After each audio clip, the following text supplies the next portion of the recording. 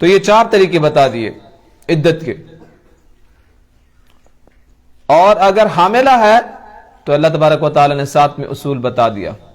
یتربصن بانفسن 4 اشہر و 10، 4 ماہ اور 10 دن یعنی 130 دن، یا پھر وضع حمل ہے جب بچہ پیدا ہوگا.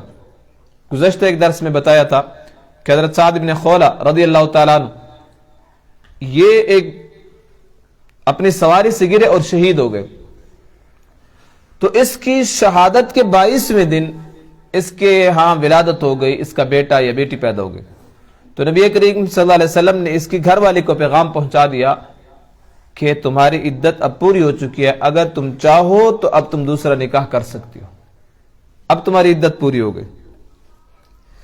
اب اگر ہم موازنہ کریں اسلام کا اور غیر مسلموں کا کہ اسلام میں عدت کا کیا تصور ہے اور غیر مسلموں کے ہاں عدت کا کیا تصور ہے، تو ہمیں اسلام ایک ایسا پیارا اصول دیتا ہے، پیارے طریقے بتاتا ہے، پیارا طرز زندگی بتاتا ہے جس کے مطابق ہم زندگی گزار کر اپنی زندگی کو اور اپنی آخرت کو سنوار سکتے ہیں.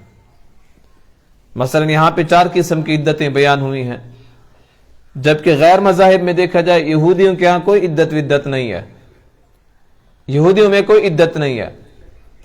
ہندو میں اگر کوئی عورت کا خاوند فوت ہو جائے تو ساری عمر وہ سوگ مناتی رہے گی، یا پھر اس کو خاوند کے ساتھ ہی جلا دیا جاتا ہے.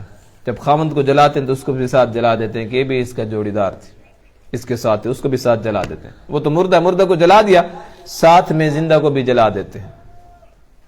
زمانہ جاہلیت میں جو عدت کا طریقہ ہوتا تھا، سال بھر سوگ مناتی تھی عورت، سال بھر. اسے ایک تنگ و تاریک کوٹھڑی میں بند کیا جاتا، اور پھر جب سال پورا ہو جاتا تو پھر اس کو سال کے بعد کسی گدھے پہ یا اونٹ پہ سوار کر دیتے تھے، اور ساتھ میں اس کو عدت سے اٹھانے کا طریقہ یہ ہوتا تھا کہ کوئی مرغ یا اس قسم کا پرندہ بھیج دیتے تھے جو اپنے اعضائے مخصوصہ پہ مل لیتی تھی، یعنی استنجا وغیرہ اس کے ساتھ کر لیتی تھی. اور بعض کتابوں سے یہ بھی پتہ چلتا ہے کہ اس کا اتنا تعفن اور بدبو ہوا کرتی کہ وہ پرندہ اس بدبو کی وجہ سے مر جاتا. اور پھر اونٹ یا بکری کی مینگنیاں اس کو دے دیتے تھے، جب اس کے ہاتھ میں جاتی تو وہ ان مینگنیوں کو پھینک دیتی، بس اسے کہا جاتا کہ تیری عدت اب پوری ہو گئی. تو اللہ تعالیٰ نے ہمیں کیسا پیارا دین دیا ہے.